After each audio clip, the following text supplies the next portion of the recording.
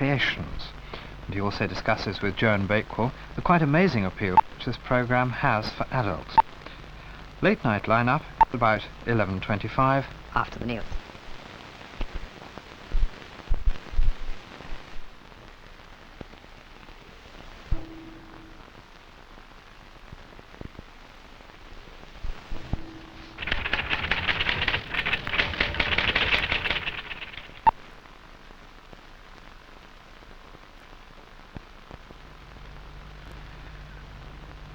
Frost and fog patches in eastern and central districts will clear quickly. Cloudy, milder weather with rain at times will spread northeastwards across much of Britain during the day. Well, that's the weather, and now late night lineup.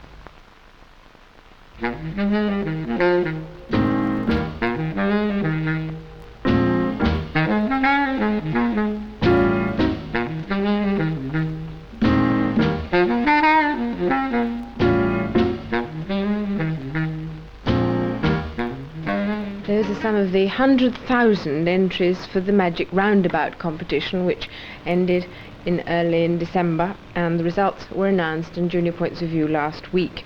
Children were invited to send in drawings, models, paintings, anything in fact that reminded them of the characters in the Magic Roundabout. The response was fantastic, and all for a programme that goes out 4 times a week for a mere 4 minutes. What's even more surprising is that this is a children's programme with a big adult following as well. Some time ago the Magic Roundabout was moved to an earlier time of 5 to 5, and a flood of letters poured into Junior Points of View. Here are just a few of them. I hope that at the age of 20 I am not too old to write to your programme. I am a dedicated Dougal fan, and I may probably never see him again, as I don't get home from work until 5:15. What about the workers? May I, as a dad, express my grief? I used to cancel business appointments in order to be home for this programme. We, that is my 16-month-old daughter and I, found the programme jolly good. 3 uncheers for the man who rearranged the programmes. We are crossing him off our list for Christmas cards. Pay freeze, £50 travel allowance, high taxes, and now you've altered the time of the Magic Roundabout.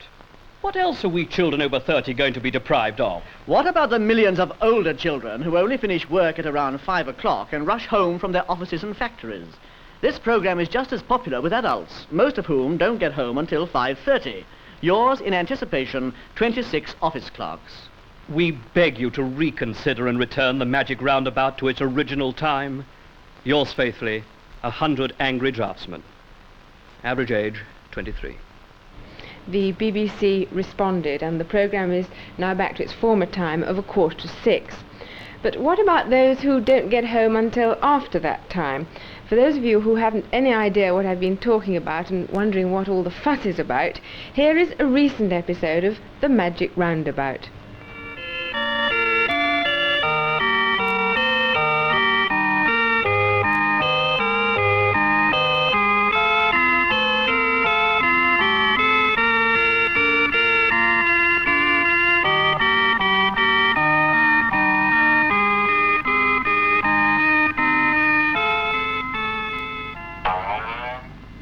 Zebedee told Florence that a very strange thing had happened in the garden.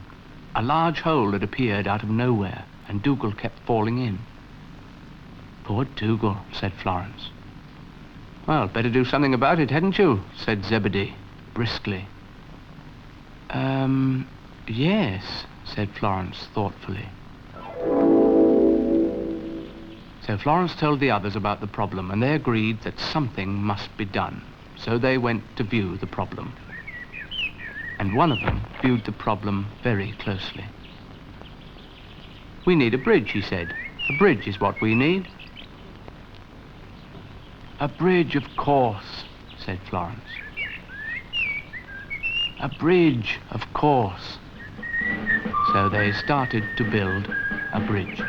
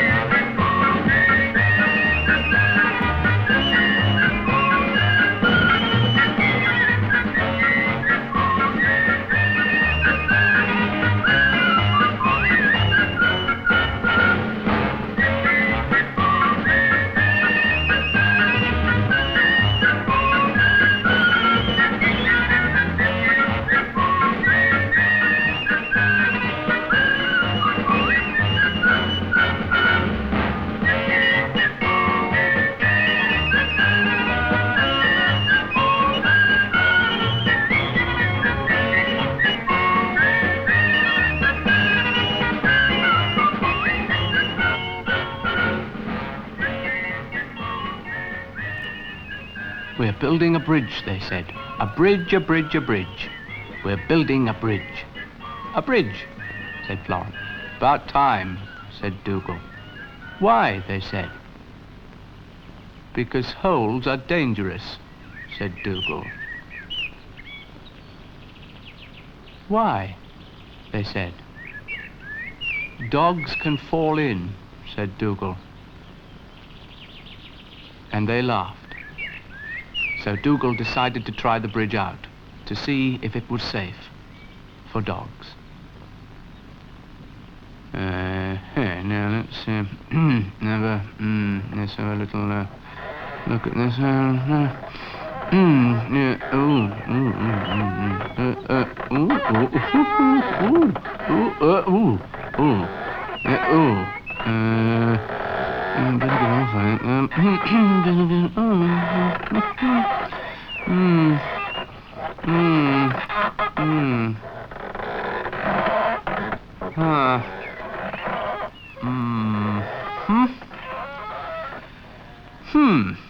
Said Dougal. Anyone else like to try?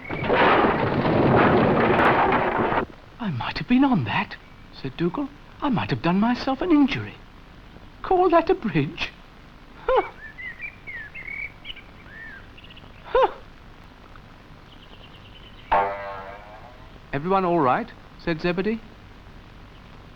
Our bridge broke, said Florence. How did that happen? Said Zebedee. Dougal stepped on it, said Florence. Typical, said Zebedee. No gratitude, said Dougal to himself. Dogs endanger themselves to test the inventions of man, and what happens? Not even a lump of sugar as a reward. Alas for dogs. Good night, good night.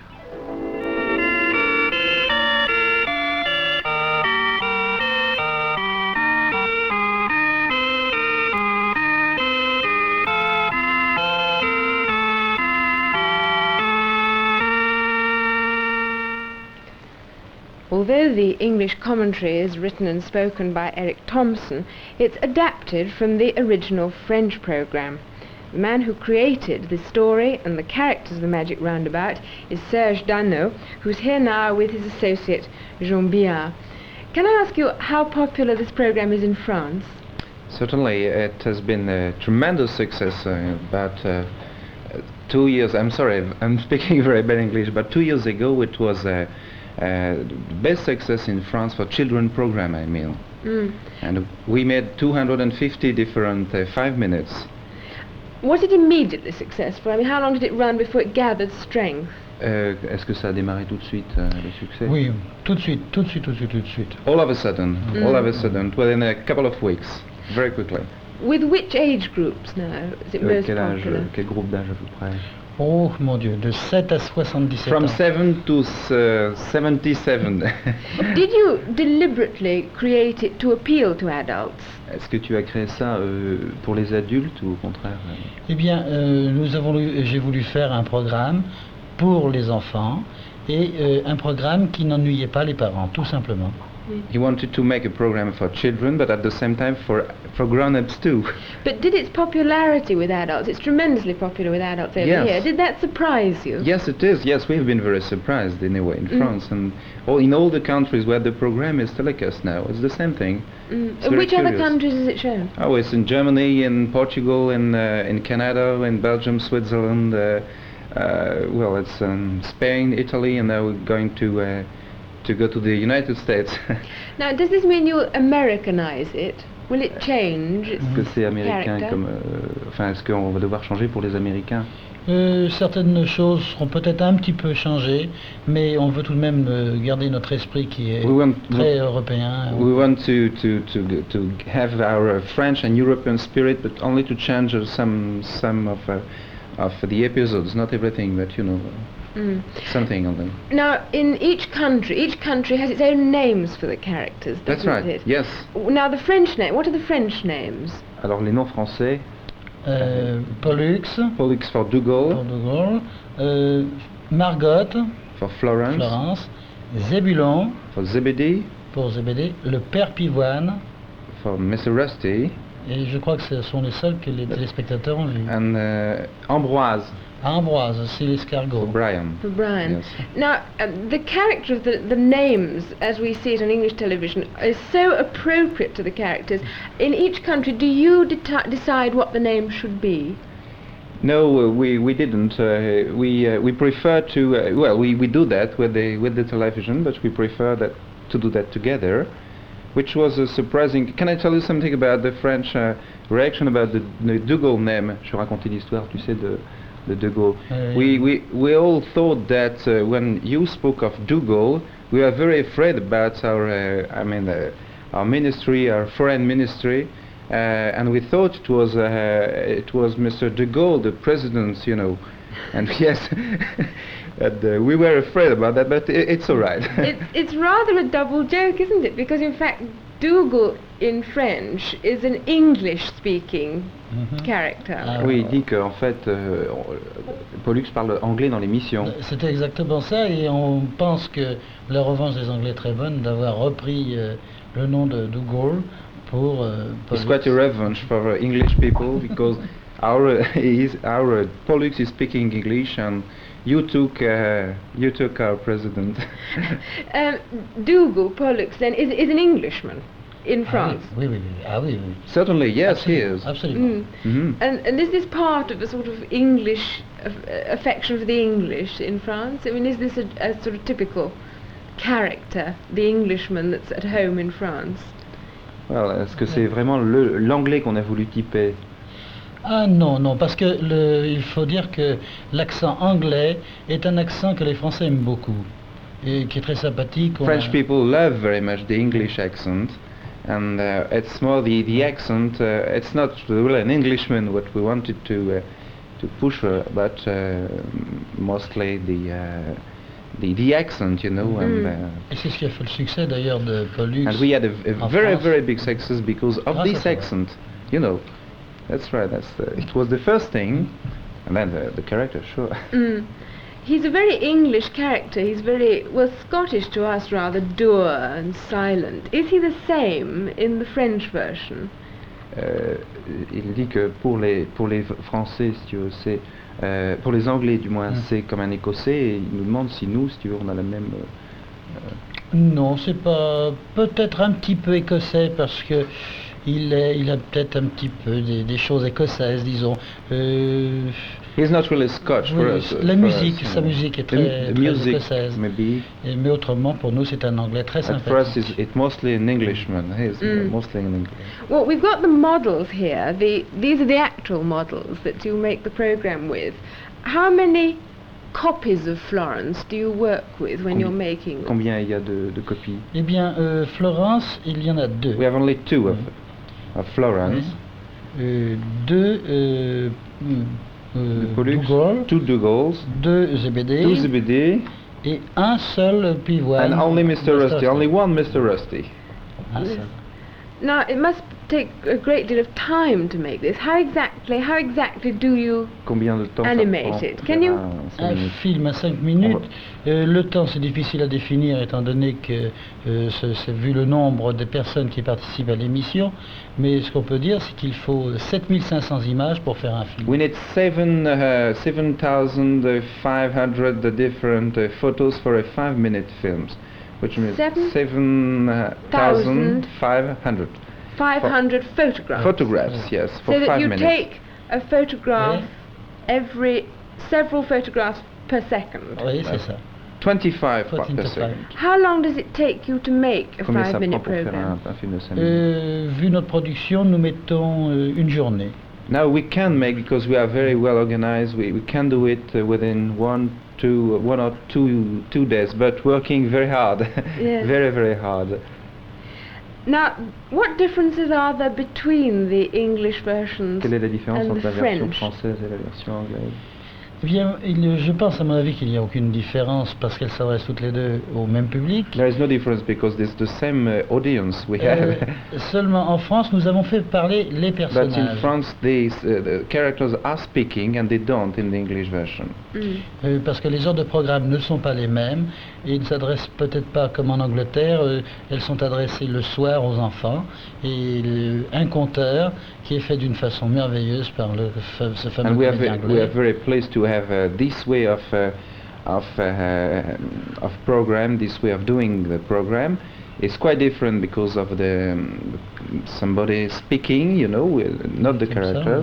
But Mr. Eric Thompson is very, very good, and I think it's good for the grown-ups, as you told us, but for the children too. There's a great quality about the commentary of the English programs, which are full of subtleties that adults can enjoy, but that children probably wouldn't understand. Is there that kind of thing in the French script? Alors, on dit que quelquefois il y a des astuces qu'on a faites pour les adultes que les enfants peuvent pas comprendre.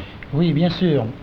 Nous avons travaillé à double sens, de façon à toujours intéresser les enfants et toujours intéresser les parents, en trouvant des phrases que seuls les parents peuvent comprendre, mais qui ne nuisent ni aux enfants ni aux parents. We try to do both, to have at the same time children and grown-ups, and all the sentences, many sentences, just like you did. I mean, we try to find special sentences, jokes only being understandable from grown-ups. But you know, the little boys can love very much the characters, the features. Now that it's been such an enormous success and in so many countries, looking back on when you began to do it, can you analyze the secret of its success? Est-ce qu'on peut analyser est-ce qu'on peut analyser le secret de la réussite? Mon Dieu, c'est très difficile. It's very hard. C'est très difficile. It's always very hard. C'est très difficile. Je pense que nous avons fait cette émission en y mettant tout notre cœur, en pensant aux enfants. Et je pense que le secret de la réussite est là, tout We simplement. made that because thinking of all the children all over the world, and this maybe is the reason of the success. Can I ask you finally, we're going to see a French version of the Magic Roundabout. Can I ask you, before we do that, about the music, which is slightly different in France and in England? La musique est différente en France et en Angleterre. Le rythme de la musique. Non, nous avons gardé les mêmes rythmes. Ce sont exactement les mêmes bandes de musique. Parce que nous avons beaucoup d'amis anglais qui font de la musique. Mais il n'y a plus de musique, je crois, quand même, dans la version anglaise. Ah oui, question de mixage. There is more music in your version that we have in France, because the characters don't speak. But well, the music is, I think, is quite French. We try to make it very French. Now we're going to see a French episode of the Magic Roundabout. Can you explain for us first of all what it's about? Well, this episode is a big strike, it's a very big strike at Dougal's and Florence home. Zebedee is coming. What kind of strike? You'll see. I think it's something like a pots and pans strike.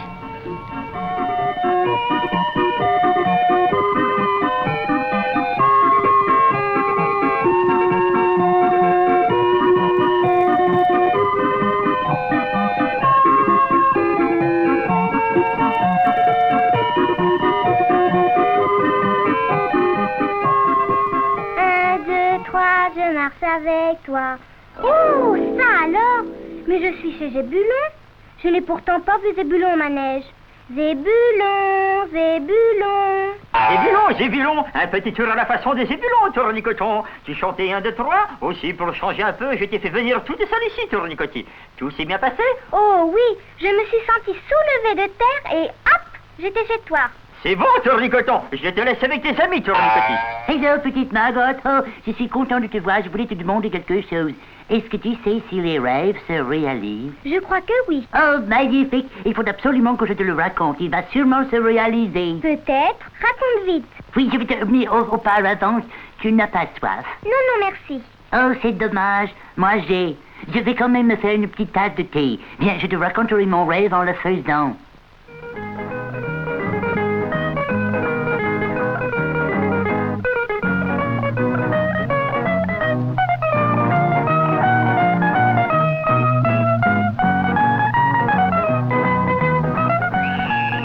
bruit de vaisselle. Allons, allons, un petit peu de silence, je vais vous calmer. Voici du travail. J'ai besoin d'une tasse de thé.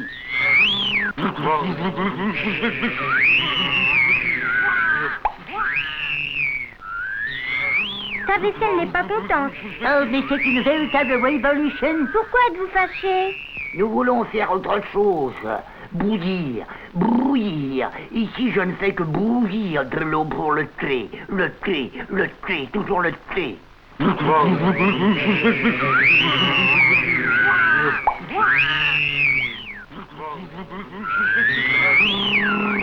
me demande si en bois des papillons les mêmes ennuis. Changement! Peut-être une cuisine plus recherchée. Changement! Changement! Mais qu'est-ce que vous voulez que je fasse, moi? Dis-moi, oui, non, avec autre chose. Faire autre chose. Je n'aime que les carottes. Je vais voir le seigneur Pollux, il fera peut-être à dire, lui. La mémoire d'escargot, on n'a jamais vu la vaisselle se mettre en grève. Pour une fois seulement, plus de laitue à l'étouffer. Un peu de changement. C'est trop fort. Me faire cela à moi, un végétarien. Chez monsieur Pollux, nous verrons bien. On dirait que le bruit augmente. Oh, c'est une révolution d'assiettes et de casseroles. Le monde est renversé.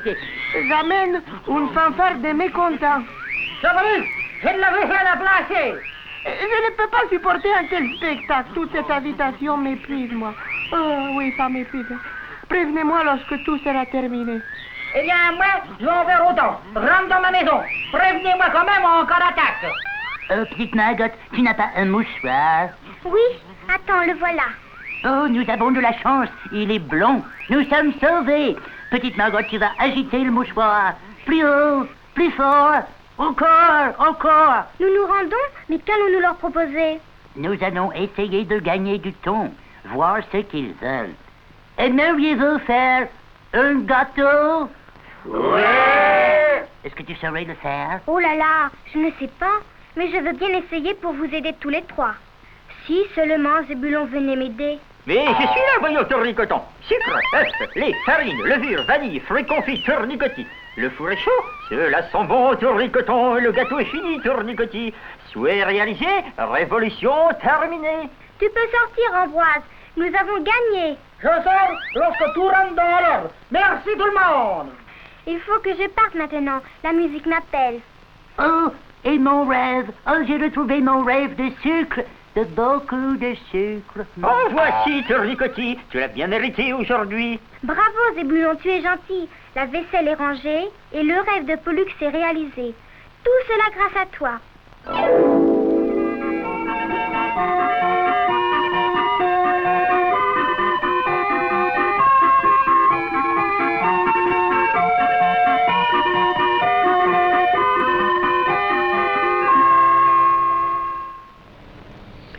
A French version of the Magic Roundabout, and Serge, Danot, Jean Biard, thank you both very much. Well, now it's time for Philip Jenkinson's weekly film requests, and this week he takes his cue from a film that was shown on BBC One on Sunday night. Watching the Franco Zeffirelli documentary last Sunday about the tragic flooding of Florence got me thinking about films that had tried to depict similar ordeal by flood. Well, lots come to mind. When the Rains Came, Noah's Ark, Hurricane, but none live in my imagination like a fantastic film made in the early 30s called Tidal Wave. This movie presupposed that New York was hit by a tremendous earthquake.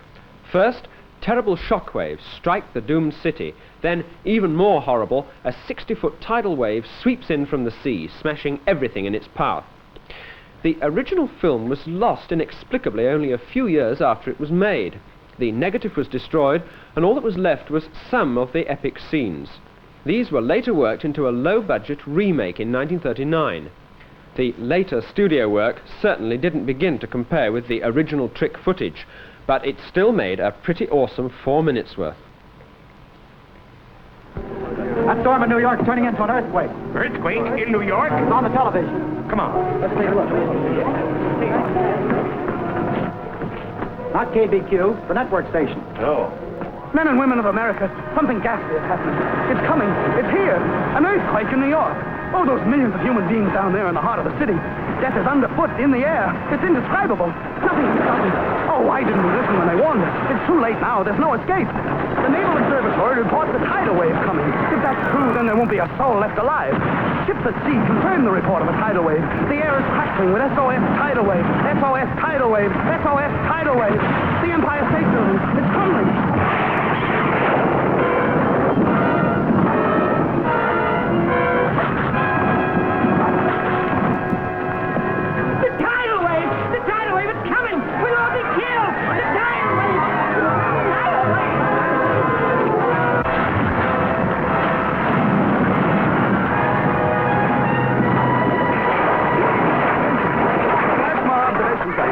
Wave sighted, sweeping over Staten Island. It's thundering onto Manhattan. Warning, all states within 100 miles of the Atlantic coastline evacuate the entire population at once. The tidal wave will sweep inland.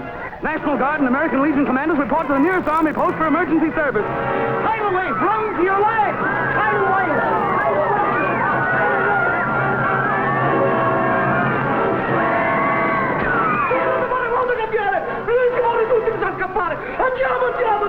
What did he say? Tidal wave, she comes, smash you, everybody! Tidal wave has struck. The whole Atlantic Ocean is pouring in through New York Harbor. The city is doomed, and the millions in it, all of humanity.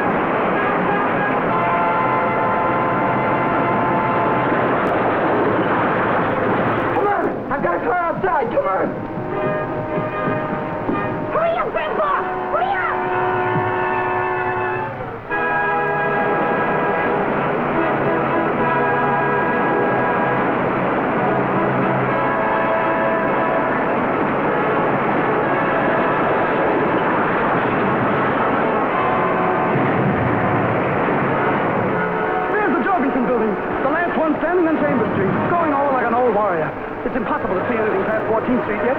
The peak of the floodwater is just now reaching there. The Hudson River has swollen to a height of 30 feet above tide. Weehawken is in the westward path of the wave.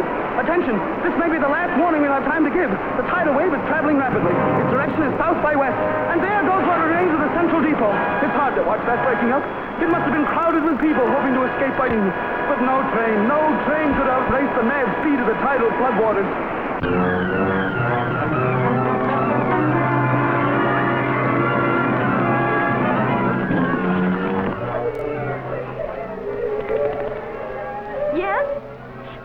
Get through to my husband. Can't get a line through. And it's rising fast. We'll try to keep our equipment dry as long as we can. New York's highest point above sea level, Washington Heights, is underwater. I guess the finish is near. We'll take it down to the bay again, but it's hard to tell where it begins. There's only one thing visible. Men and women of America, this is the end. Phew, that film was for Mrs. Wrigley of Salford, and also for Miss Madison of Roehampton, who in fact wanted the earthquake sequence from San Francisco. I hope that did as a substitute. Finally tonight, a superb actor by the name of Russell, granite-jawed and splendidly handsome. The actor I'm referring to is Kenneth Russell, who occasionally directs the odd picture like Elgar, Debussy and Isadora Duncan. But of course it's as an actor of splendid heroic parts that Mr. Russell is best known. the recent entry into the charts of a disc called Knight in Rusty Armour reminded me of an epic film Ken and I made in our younger days. So here he is in the role of the knight. The lyrics, by the way, go on and on about castles, dungeons, moats and ghosts. Well, we didn't have any of these, just a field and an old bike. Yet I think you'll agree that Mr. Russell superbly suggests the full-blooded romantic fervour of those bygone chivalrous days.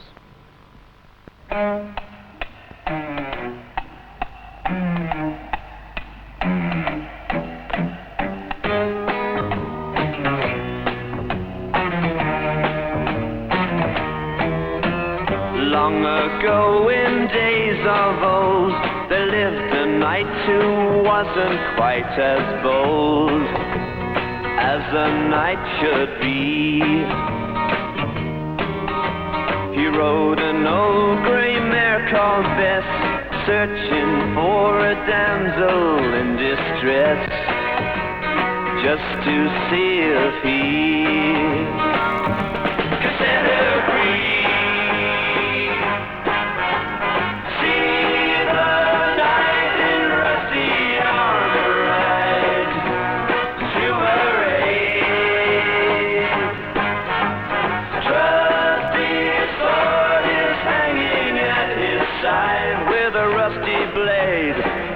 The tower steps he sneaked, but as he moved his rusty armor squeaked such a mournful note. And all the sentries at their post thought it must have been the castle ghost. They jumped for their lives in the moat.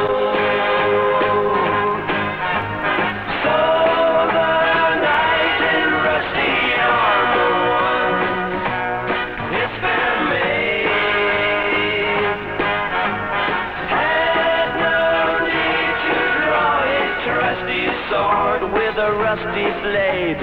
As he bent to kiss his bride, he found that he was rusted up inside in his battle dress. And I can't guess how they still got married and had twins. They came in tins.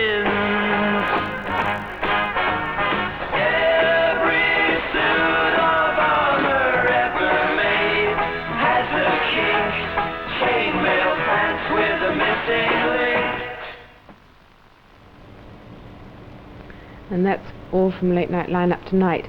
Tomorrow night our guest will be Dennis Potter, the playwright, and television reporter turned MP Geoffrey Johnson Smith. Good night.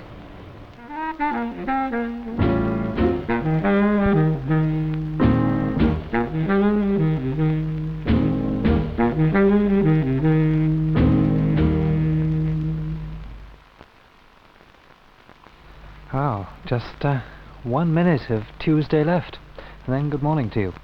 However, thank you for being with us, and this is John Ross Barnard on behalf of BBC Television wishing you a very good night.